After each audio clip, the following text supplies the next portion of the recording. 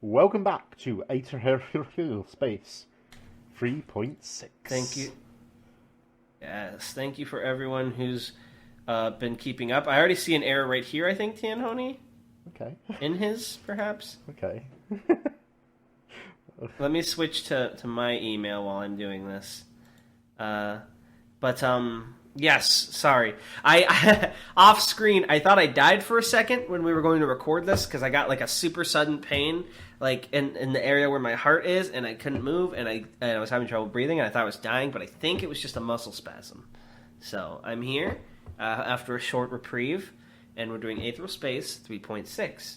And I believe last time we had a mix of Dragon and friends basically getting forced to do the civilian thing, but we also saw Muzazi and Hazard approach the boss man of Dennis's crime gang. And at first he was like, "What? Are you going to kill me? Are you going to destroy us?" And he was like, "No, you're going to use your resources to find me, Dragon Hadrian."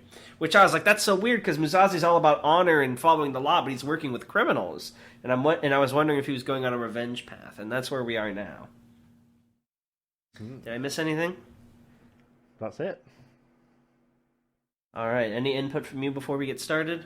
Nothing really. You sort of got it in the bag there, so let's get into it. Let's continue our story. All right. The Feels best so part. weird. This is bullshit, growled Ruth, pacing across their new room with her arms crossed. We can't just let them control us like this! Shooting Star Security Solutions, in a completely transparent effort to keep an eye on them, had provided the crew with new quarters located right in the middle of their corporate headquarters. Incidentally, that meant that the way to the exit was guarded by dozens of armed mercenaries at any time. They'd been told they were free to come and go as they pleased, but Dragon personally didn't feel free when there were so many guns around, and so many of them were pointing in his general direction. It's bigger than our last room, though, said Serena. She was lying back on the soft floor and kicking her legs in the air as she talked. It's not all bad, Miss Blaine. It was true. Objectively speaking, the room was better than the last one they'd had. They had their own beds, for one, something Dragon had appreciated when he'd taken his first nap in what felt like years. The kitchen had been replaced with a simple food delivery chute, sure, but none of them had ever been the culinary type anyway. Dragon watched the digital... Oh yeah, what have they been eating on this whole journey? Like ration bars? Yeah, just sort of... Space rations? Dragon watched the digital clock on the wall. It was the late afternoon now, and he assumed it would be dark outside if there were any windows. If Deer was right, the reporter would be at the Nine at around this time tomorrow. Did I say that right? Nine? Yeah. He glanced at Skipper, who'd sat himself down at the dining table and was devouring some kind of poultry the chute had spat out for him. Oh, that's so dystopian. A food chute? It's like dumping trash. Here's your chicken. It was truly awful to behold, like a lion eating a ferret. That tastes good, Dragon said, not even bothering to hide the disgust on his expression. Skipper nodded, sucking a string of sinew into his mouth as he did so. Dragon narrowly suppressed the urge to be sick. Ruth stopped her pacing in front of Skipper, arms still folded. And you've got some explaining to do, she said, pointing an accusing finger. Skipper had the audacity to look offended. Me? He said. What did I do? The accusing finger became an outright hostile one, jabbing Skipper in the chest. What you did, she growled, was get us all press-ganged into some shady cop shit. What the hell are these youthful indiscretions they've got you pinned for? The captain shrugged uncomfortably, shifting in his seat. His gaze settled onto a spot on the ceiling. You know how these things are, he said. They get you for anything these days. Graffiti, kicking vending machines. Dragon spoke up, looking at Skipper intently. You don't get 30 years hard labor for kicking a vending machine, Skipper, he said seriously. And we're being blackmailed by extension here, too. I think we deserve to know what's going on. Skipper sighed, flapped his arms, and looked for all the world as if he were going to launch into some story. Then he shut his mouth again and shook his head. No, he said quietly. I really can't tell you. Sorry, kiddo. Let's just say it's classified, and that's with a capital C. Well, that actually narrowed things down a little for Dragon. Skipper had definitely done some kind of work for an official body then, and it was the kind of job you weren't allowed to talk about afterwards. What work, maybe? That's, like, software shit, right? No. What's what work? There's, like, the shady official shit, like assassination and shit. Like what? Like assassinations and shit. Oh, I was going off the paranoia game, What Work, which was, like, software. Ruth didn't seem to agree. She just glared at Skipper, raised her finger as if she were going to jab it at him again, then threw it down to her side and stormed out of the room, grumbling. The second she was gone, Skipper sighed again, rubbing his temples with his fingers. To tell the truth, Dragon had never seen him look so stressed. "Is it safe to let her leave?" said Dragon, asked Dragon, glancing towards the door. "Won't the security forces want to keep us where they can see us?" Skipper shook his head. Talden's got a very robust surveillance system. Once they catch a sniff of you, it's very hard to lose their attention. Dragon leaned back against the wall, crossing his arms. "It's interesting how you know so much about it," he said suspiciously, narrowing his eyes.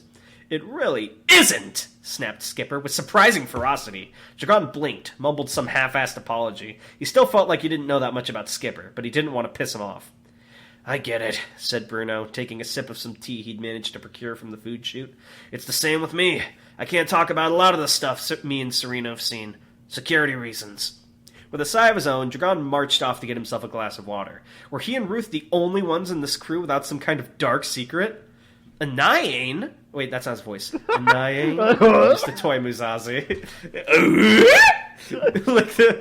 Mused the toy Musashi, looking over the printout Petrio had given him. He was sat in a chair opposite the information broker's desk. Behind him, the workers continued sifting through information, their labor punctuated by occasional anxious glances towards the man who had sliced through their defenses. Across the desk, Petrio nodded. What was Petrio's voice again? That's the leader of the group, right? The guy who was all nonplussed? Yeah. "That's correct," he said, curt. "Dragon Hadrian will be there, without a doubt." His pale blue eyes stared into Musashi's placidly, a stark contrast to the criminal's white coat and black hair. Even as calm as those eyes were, they seemed to be the only thing about the man that was truly alive. "And how do you know this?" Musashi pressed, narrowing his eyes. Normally, he'd trust the strength he'd displayed earlier to prompt honestly, but this man reminded him far too much of Hadrian. There was a substantial risk that he was already seeking to trick Musashi in some way he couldn't yet see. Without breaking eye contact, Petrio tapped the screen of his script, and a holographic display popped out, straightening itself into a square in front of Musashi's face. The display was from surveillance footage in a hospital. Hadrian and the dissidents he'd allied with walking through a hallway. Ruth Blaine was there, along with the nameless man he'd captured on Kalis Brack. Skipper, he had called himself. "Are you familiar with this gentleman?" said Petrio, tapping the screen again. The image of this nameless man was highlighted with a red border. "I am," Musashi nodded.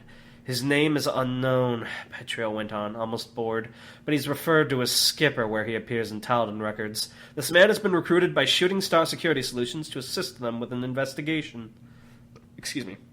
Musashi turned his nose up. This was typically UAP corruption. How could one hire a gang of criminals to pursue justice?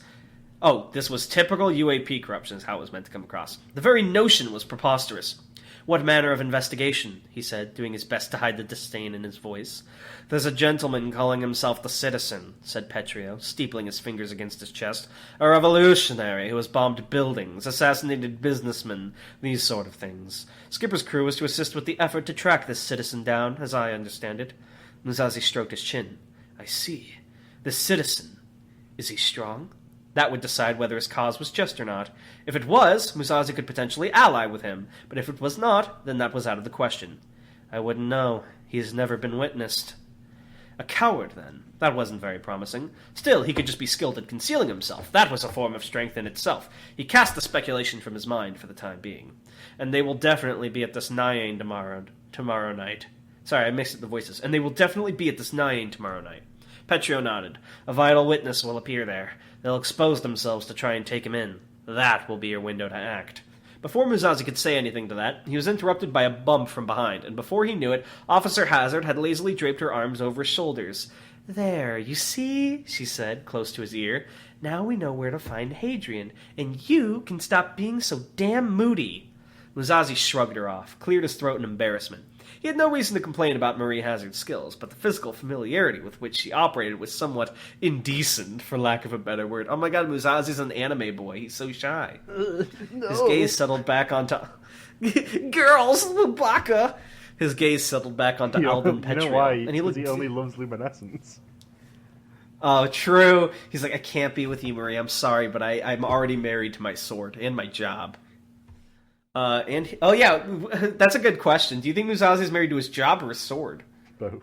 Polyamorous. His gaze settled back onto Alden Petrio, and he looked deep into those dull blue eyes. They really did remind him of Hadrian. He'd been betrayed once. He wouldn't permit it to happen again. "Why are you assisting me so readily?" he asked carefully, his grip tightening ever so slightly on Luminescence's hilt. Marie Hazard's eyes flicked from it and then back to Petrio. His next words would decide everything, whether or not Musazi would have to take steps to prevent future betrayal. "Have you seen a corporate ant?" smiled Alden Petrio, as if he wasn't one wrong word away from execution. "I have not." "I watched a documentary they featured in not long ago," Petrio went on, and as he talked he was still working, one eye laser-focused on the script before him. "Unlike most species of ants, the position of queen is fluid in a corporate hive. The ants work hard to gather globules of honey, all day, every day, storing them in a small sac on their thorax. The ant with the most honey is treated as the queen by the rest of the hive." Is this a real thing, or did you make this up? This is made up. I thought so, because I was like, where do ants get honey? Musazi nodded. "Meritocracy. A fine system. Of course it is. It is, however," and Petrio searched for the right word, "unstable system.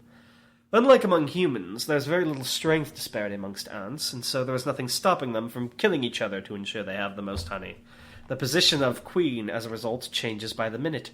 I believe some cultures call this species massacre ants instead, for obvious reasons. This one bothers me a little bit biologically, because a species like this would be unable to survive. Yeah, these are not natural. If they already threaten. Yeah. Musazi frowned. He wasn't sure he appreciated what this man seemed to be trying to imply about the supremacy. There was a big difference between the foolishness of animals and the wisdom of humans.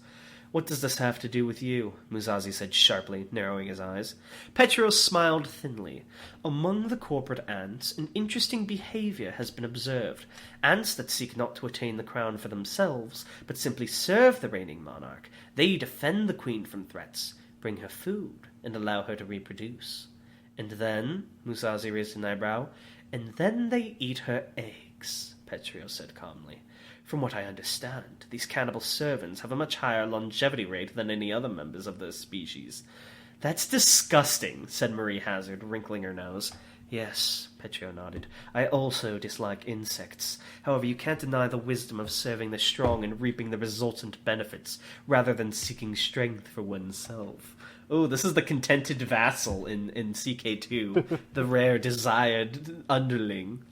Again, what Petrio was saying was the antithesis to the supremacy's guiding philosophy. For society to advance and grow stronger, its members must continually seek superiority over one another. Simply leech... Is this a very, thinly veiled, super angry comparison to capitalism as a competitive society? Or is this just the supremacy being the supremacy? It's not exactly the same, because when he says superiority, he means I have more, I can beat you up. What'd you say you're cutting out? So, it's a bit different, because superiority in this context means I can beat the shit out of you. With my muscles. Means... Oh, true. Simply leeching off the strong made you no worse than a parasite. Again, Hadrian's face came to Musazi's mind, and he gritted his teeth. "You realize, of course," Musazi said darkly, "that I have no reason to believe you. You could try to betray me later on." Petrio leaned back in his chair, his fingers steepled on his stomach. "For what reason?" he said. "Ambition? Mr. Musazi, that is a weakness I purged from myself long ago." Musazi looked him up and down, stared into those infuriatingly familiar bread-blue eyes. Despite everything, this man seemed to be telling the truth. Like he'd said, his only desire was for things to remain as they were in the comfortable present. It seemed he wasn't a liar. But Musazi had made that mistake before, hadn't he? To tell the truth, Ruth was surprised they hadn't kicked up more of a fuss from her leaving the security complex. They were definitely still tracking her as she walked the city streets, but still, she'd expected at least a veiled threat. It was good for them that they hadn't tried anything, though. With the mood she was in right now, she might have ended up busting some heads on her way out. She marched through the streets with no real destination in mind, breath coming out in angry huffs, her hands balled into fists at her sides. She just needed to think, damn it, and walking was the best way to do it. So Skipper had lied. That was no big deal. He'd lied before, but every other time his lies had helped, not gotten them into trouble. Even so, she could have accepted that. She could have accepted that if Skipper had just given her an explanation. Everyone makes mistakes every now and then, after all. But he hadn't given her an explanation. He's given her nothing. And so her anger had nowhere to go. Reaching a railing, she thumped her fist against it, a small growl escaping her throat as a few sparks of involuntary red aether emanated from her hand.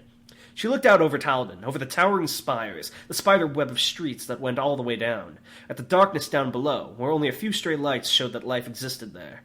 For someone like her, who's grown up in a relatively rural environment, the existence of a city as big as this was almost overwhelming. Do you know what this kind of reminds me of visually? Mm-hmm. It reminds me of the Domino City in Arc V, that's the new Domino City that's like got the tiers literally based on wealth. They all live literally lower down.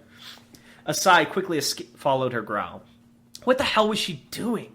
It wasn't like she had anywhere to go or anything to do. She was just running away from her problems. It didn't matter why Skipper had lied. He just had, and now they had to deal with it. But still, she was pissed the hell off. Her grip on the railing tightened slightly, and the metal bent.